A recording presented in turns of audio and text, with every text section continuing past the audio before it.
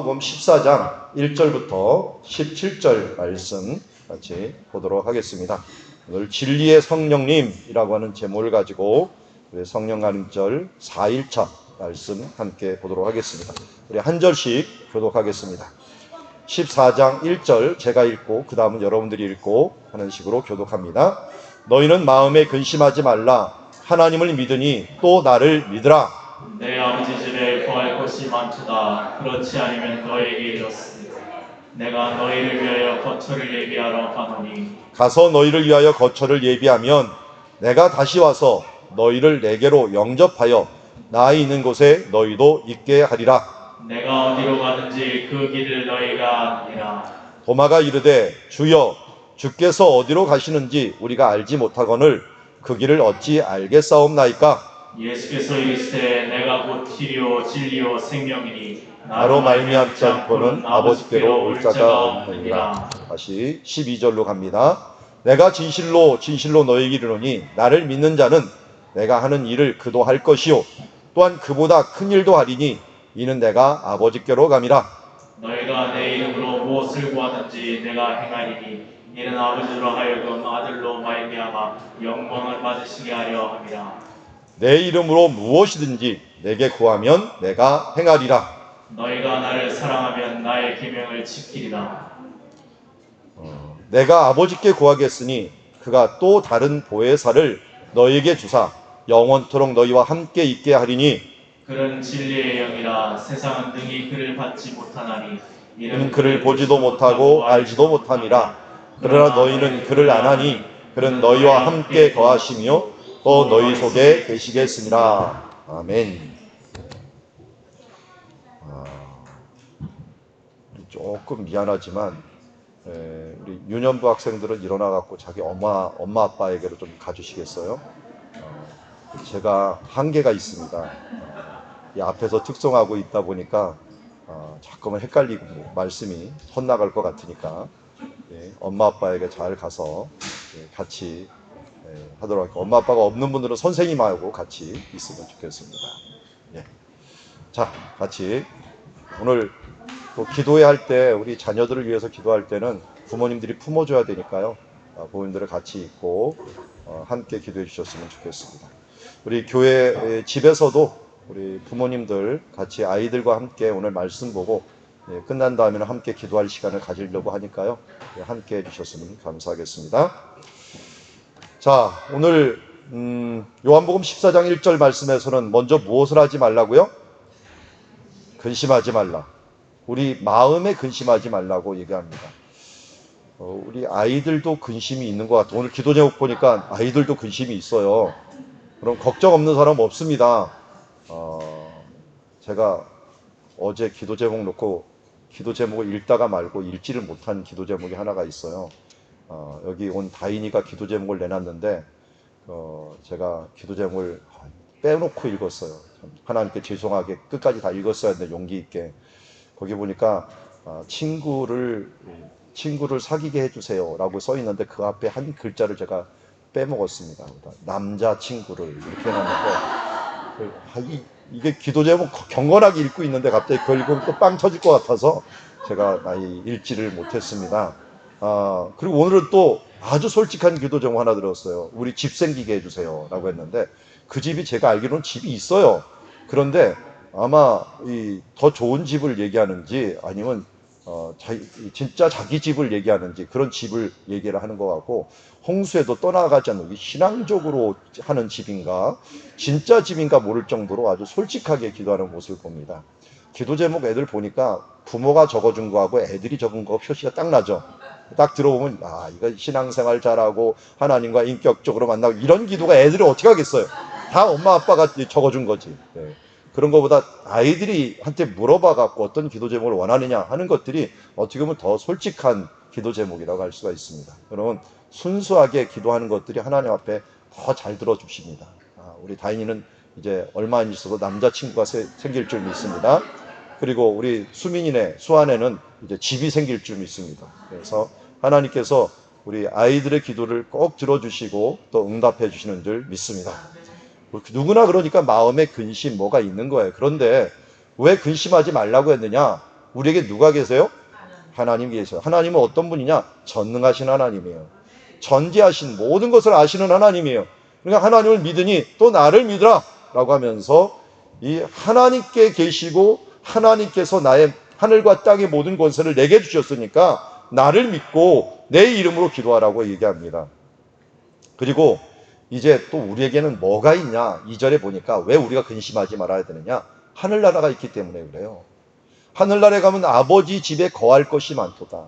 이 땅에서 혹시 우리가 집이 없을 수도 있어요. 그 집은 조금 있으면 우리가 없어질 집이에요. 우리가 떠나면 없어질 집이고 또 허물어질 집들이에요. 우리 여기 있는 우리 마을이 지금 몇 년째 됐는지 아십니까? 지금 24년째 되는 마을이에요. 그러다 보니까 어떤 일이 벌어집니까? 리모델링 한다고 지금 난리를 하고 있어요. 20년만 돼도 허물고 다시 져야 된다 난리합니다. 우리 영통은 문제가 좀 크죠. 왜냐하면 제가 알기로도 이게 그 옛날에 IMF 때 지어진 건물이에요. 그러다 보니까 저기 한국신명 같은 데는 부도나 갖고 한참 멈춰져 있다가 세워진 건물이다 보니까 이게 위아래 층간 소음이 엄청나게 심하고 그러다 보니까 이거 다시 지어야 될 곳들이 이곳저곳 많이 있어요. 그런 부분들은 인간이 지은 집들은 얼마 가지도 못합니다. 이곳에 우리가 영원히 머물 수도 없습니다. 그러니까 어떻게 됩니까? 우리가 진정으로 영원토록 거할 곳이 어디예요? 아버지 집, 천국입니다. 우리에게 천국이 있기 때문에 하나님 나라가 있기 때문에 우리에게 근심하지 말라고 합니다. 예수님이 계시고 또 천국이 있고 또 내가 너희를 위하여 거처를 예비하러 간다라고 말씀합니다. 그래서 3절에 보면 예수님께서 너희를 위해 거처를 예비하면 내가 다시 와서 너희를 내게로 영접하여 나 있는 곳에 너희도 있게 하리라. 최종적인 것은 하나님께서 예비한 놀라운 천국이 우리 가운데 있기 때문에 우리는 마음에 근심하지 말아야 됩니다. 그런데 여기 또 이 천국이 있는데 우리는 천국을 어떻게 가느냐라고 하는 거예요. 천국 가는 길이 있을 거 아니에요. 근데 그 길을 어떻게 한다고요? 바로 예수님께서 이렇게 얘기합니다. 예수께서 이르시되 내가 곧 어떤 분이라고요? 길이요 진리요 생명이다. 영원한 하나님 나라 천국이 우리 가운데 있는데 그곳을 가는 길이 되시고 그곳에 대한 참 이치가 되시고 생명이 되신 분이 바로 예수님이시다 라고 하는 것을 우리는 알고 있습니다. 예수 믿는 사람들은 여기서 근심할 필요가 없어요. 죽어도 천국이고 살아도 이미 천국입니다. 아직 천국이에요. 그러니까 아직 천국이라도 영원히 얻은 믿음으로 우리가 천국에 있는 사람들이기 때문에 근심하지 말아야 돼요. 그리고 특별히 우리는 그러면 이 땅에서 어렵지 않습니까? 아니에요. 예수님이 계시기 때문에 예수님이 길이요 진리요 생명이 되어주셔서 우리를 끝까지 인도하시는 분이 되시기 때문에 우리는 근심하실 필요가 없는 줄 믿습니다. 근데 문제는 뭐냐면 예수님이 떠나가시는 거예요. 예수님은 이 땅에 지금 보이는 분으로 계셔요? 안 계셔요? 예수님 육신의 모습으로 계신 예수님을 본 사람이 있습니까? 우리 이 시대는 육신으로 계신 예수님을 한 번도 본 분이 없어요. 근데 어떻게 예수님을 사귀고 어떻게 예수님과 함께하고 우리 예수님과 함께 인격적으로 만나고 하는 말을 왜 얘기합니까? 예수님을 만날 수 있는 방법이 있는데 그분이 바로 16절에 이렇게 얘기합니다. 내가 아버지께 구하겠으니 그가 또 다른 보혜사를 너에게 주사 라고 했는데 이 또 다른 보혜사라고 하는 것은 예수님인데 예수님과 다른 모습으로 나타나는 그분을 너희한테 주실 것이다 라고 하는 거예요. 그분이 누구예요? 보혜사. 이분을 뭐래요? 17절에 보면 영이라고 얘기를 하고 있고요. 이분이 또 우리는 다른 말로 뭐래요? 성령님이라고 얘기하고 있는 거예요. 그래서 이 사도행전 16장에도 보면은 성령님을 예수의 영이라고도 이야기하는 거예요. 그러니까 예수님이 우리를 천국까지 인도하겠다고 분명히 약속을 해주셨어요. 길이요 진리요 생명이 되셔갖고 이 세상의 어렵고 힘든 상황에서도 끝까지 붙들어서 내가 영원히 너를 떠나지 아니하고 너희를 버리지 아니하고 내가 하나님 나라까지 가겠다라고 약속을 해줬는데 예수님이 함께 계셔야 갈 거 아니에요. 근데 그 예수님이 어떤 모습으로 오셨다고요? 보혜사 성령님으로 오셨다라는 거예요. 왜 이렇게 오셨냐? 보혜사 성령님이라면 영이잖아. 여기 17절은 영. 보이는 분으로 오신 게 아니라 보이지 않는 영으로 이 땅에 오셨어요. 그분이 왜 그렇게 오셔야 됐느냐? 보이는 분이 오시면은 이 세상에 한 분으로 있을 수밖에 없어요. 한 명밖에 못 인도해요. 한 명하고만 매일 같이 살아갈 수가 있지만 영으로 함께하면, 우리가 보이지 않는 하나님의 영으로 함께하면 어떻게 돼요? 우리 마음에 계시면서 모든 사람 가운데 함께할 수가 있어. 왜? 하나님의 특징은 뭡니까? 어디나 계시는 하나님. 그걸 유식한 말로 뭐라고 한다고요? 무소부재하신 하나님. 안 계신 곳이 없고 존재하지 않는 곳이 없는 무소부재하신 하나님이시기 때문에, 하나님이기 때문에 영으로 우리 가운데 임하셨어요. 근데 그 영의 하나님을 뭐라고 부르냐면 보혜사라고 불러요. 이 보혜사라는 말은 몰라요. 이걸 영어로 보면 더 편해요. 여러분, 우리 유년부 학생들도 영어 조금 배우나요? 아이는 좀 배우지. 다니엘도 좀 배우지. 헬프가 뭐예요? 헬프. 헬프미 뭐예요? 아, 맞아요. 예, 헬프미. 여러분, 도와주세요는 어느 나라 가든지 그 나라 용어로 외워두셔야 돼요. 왜냐하면 그 나라에 가서 도와달라고 말할 일들이 많죠. 그런데 이 헬프미 정도는 어때요? 모든 세계가 다 알아듣는 말이에요. 헬프미. 우리나라 말로 이 미국 가서 도와주세요 그러면 안 듣죠? 근데 헬프미 그러면 도와줘요. 그 헬프가 돕다라는 건데요. 이 돕는 사람을 뭐라 그랬냐? 헬퍼라고 불러요. 헬퍼. 헬퍼. 그 헬퍼라고 하는 뜻이 보혜사. 보혜사가 쉽죠? 뭐라고요? 헬퍼. 근데 이 말이요, 또 다른 번역으로 보면 카운셀러가 돼요. 카운셀러. 여러분, 카운셀러를 또 뭐라고 어떤 사람을 카운셀러라고 얘기해요? 예, 옆에서 상담해주는 사람. 상담해주는 사람. 그러니까 성령님을 어떨 때는 카운셀러로 번역을 하고, 이 보혜사를 어떨 때는 헬퍼로 번역을 해요. 그러니까 성령님이 어떤 분인지 아시겠죠? 하나님께서 영으로 오셨는데 이 영이 보이지는 않지만 우리를 어떻게 돼요? 헬퍼 해주시는 분이에요. 우리를 도와주는, 헬프를 해주시는 분이고, 또 우리를 카운셀러 해주시는 분이에요. 그래서 길가 가다 보면 어떤 사람이 쫑글쫑글쫑글하고 얘기하면서 가요. 뭐 하는 거죠? 저도 운동하다가 걸어가면 저기서 누가 오는데 갑자기 말을 막 하면서 막 얘기를 하고 가요. 누구하고 얘기할까요, 지금? 예. 그거 옛날 같으면 정신병이 이렇게 된 거야, 이렇게 얘기했는데, 요새는 혼자서 막 말해도 아, 저 사람 누구하고 전화하는구나, 이렇게 다 알아들어요. 예, 이게 무슨 뜻인지 아나요? 근데 아이들? 예, 알죠? 예. 혼자서 막 말을 하면 이런 사람이라고 옛날에 했어요. 쟤 이렇게 됐나 봐, 혼자서 말을. 그런데 요새는 전화가 무선이다 보니까 여기다 끼고서 그냥 지나가면서 계속 통화를 하면서 걸어가는 사람들이 많아요. 근데 성령님이 그분이라는 거예요. 성령님이 우리 귀에 안 들리죠? 우리 마음속에 계속 얘기하시니까 하나님, 예수 성령님과 함께 카운셀러를 계속 상담을 하면서 나가는 거예요. 오늘 아침에 하나님, 내가 일어났는데 뭐부터 할까요? 오늘 하나님이 가장 원하시는 것이 뭡니까? 오늘 내가 누구를 만날 텐데 무슨 말을 해야 될까요? 오늘 어디를 가는데 하나님 뭘 타고 가야 되나요? 혹시 이 사람들한테 뭔가를 좀 내가 선물하고 싶은데 어떤 선물하면 좋죠? 이런 것들을 하나님과 물어보는 거예요. 그 분이 우리 가운데 함께 하시는 거예요. 아, 근데 안 보이는데 어떻게 얘기해요? 네. 안 보이는데 우리 전화하잖아요. 안 보이는데 우리 통화하면서 얘기하잖아요. 성령님이 우리 가운데 함께 계시기 때문에 우리가 자꾸만 물어보고 시도하다 보면 우리 마음속에 계신 성령님께서 우리에게 얘기를 해주세요. 그러니까 우리 어린이들도 하나님과 대화하려면 일단 물어보세요. 눈 감고, 아니면 아무도 없는 데서, 누가 있는 데서 얘기하면 갑자기 미쳤다고 하니까 아무도 없는 데서 하나님 앞에 막 물어보세요. 그러면 어느새 성령님께서 우리를 헬퍼가 되시고 카운셀러가 되신다고 했으니까 우리가 말씀해 주셔요. 이게 바로 성령님이십니다. 그리고 또 17절에 보니까 성령님을 무슨 영이라고요? 진리의 영. 진리의 영입니다. 네, 우리 이거는 부모님들한테 좀 해야 될 것 같아요. 여러분들이 이때까지 아이들을 가르치고 또 방향을 제시했던 것들 중에서 틀린 것은 없었습니까? 나는 이것이 옳다고 해갖고 아이들에게 굉장히 강조했는데 지나놓고 보니까 후회된 것은 없었습니까? 특별히 청소년기를 다 지나신 부모님들은 그런 후회가 많을 거예요. 시대마다 요구사항이 틀려요.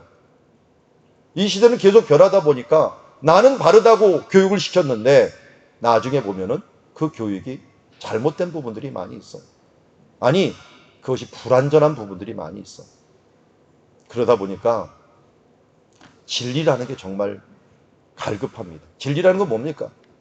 영원히 변하지 않는 이치라고 하는 거죠. 바른 복음, 바른 이치, 바른 교훈. 그래서 성경을 뭐라고 해요? 성경은 하나님의 감동으로 된 것으로 교훈과 책망과 바르게 함과 의로 교육하기에 유익하니. 근데 성경을 짜고 다 요약하면 맨 마지막으로 남는 한 단어가 누구예요? 예수님. 성경은 결국 예수님을 얘기하는 거예요. 그게 왜 예수님입니까? 예수님이 하나님이시니까요. 하나님이 어떤 분인가를 이야기하시는 게 성령님인데, 하나님이 어떤 분인가를 모르니까 우리 이 땅에 예수님을 내려주셔갖고 하나님은 이런 분이야 하면서 우리에게 알려주신 분이 예수님이기 때문에, 예수님을 아는 것은 하나님을 아는 것이요, 하나님을 아는 것은 하나님의 뜻을 아는 것이요, 하나님의 뜻은 바로 진리라고 하는 이치를 우리에게 말씀하고 있기 때문입니다. 그래서 우리가 오늘도 저도 기도를 하면서 갑자기 그런 생각이 들더라고요. 사도 바울처럼 나는 말할 수 있을까? 내가 그리스도를 본받는 것처럼 너희도 나를 본받는 자들아.